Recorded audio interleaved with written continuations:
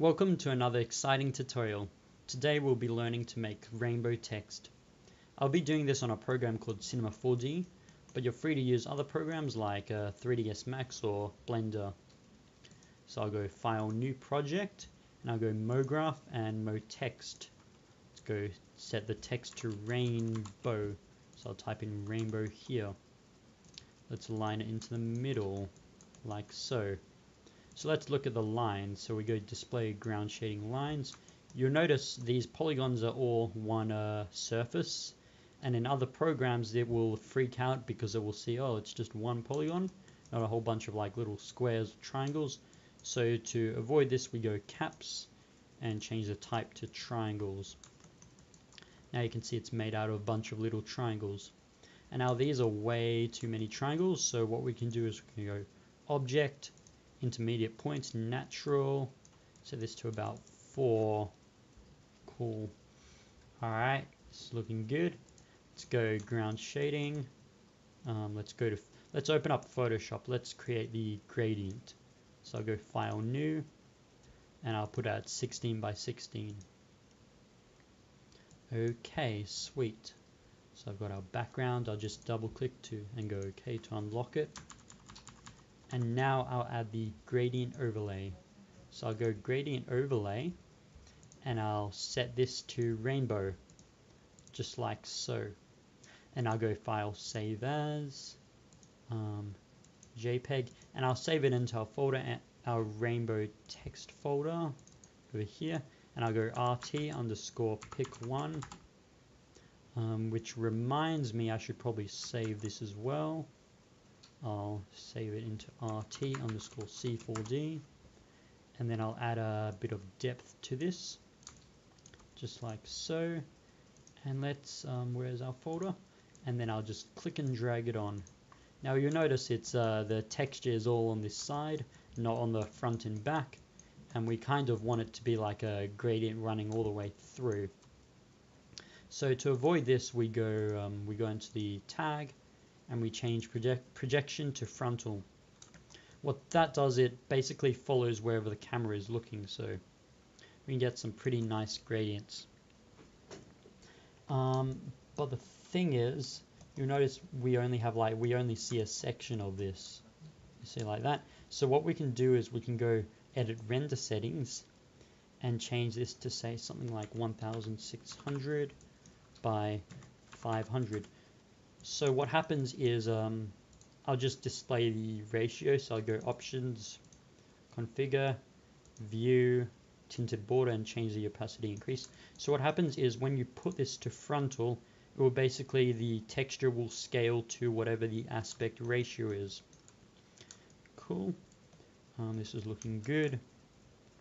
What we need to do is we need to put it in a connect object. So create a connect object, put the text in the connect object.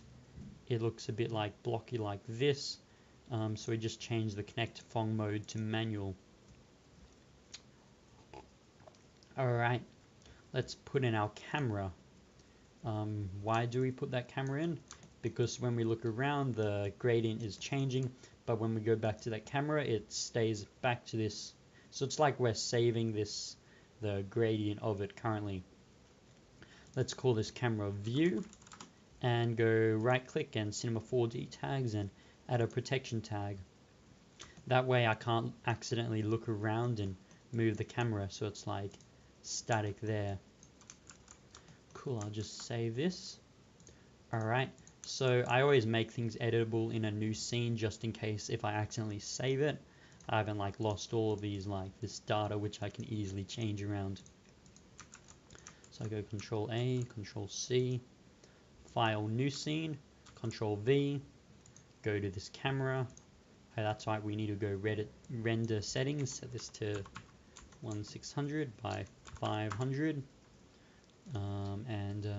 it's cool. So we just make this editable, and now it should be like, let's drag this out, and now straight off the bat we can just go File, whoops. Oh yeah, one thing, reason why it has all those tags is because it's like applying the rainbow to each of these letters, so we want it to be applied to the whole thing. So we just drag it out and make this editable. Now it's just one tag there. And we can delete these selection tags because they're not much use. So let's go File, Export as FBX. Let's go RT_FBX. Save this. Cool. And that should be okay. Now, moment of truth. Let's click here. Perfect. Alright, now let's fire up Paint 3D. Whoops. And then whenever I open up Paint 3D, I always go Canvas and turn that to off. So I'll just go Menu, Import it. Should take a moment. And import that RT_FBX. Yep, I want to import the texture file. And then I just navigate to the folder with the texture. Just go select folder. Cool. That's all good. Let's add a bit of tilt to this. Just like so.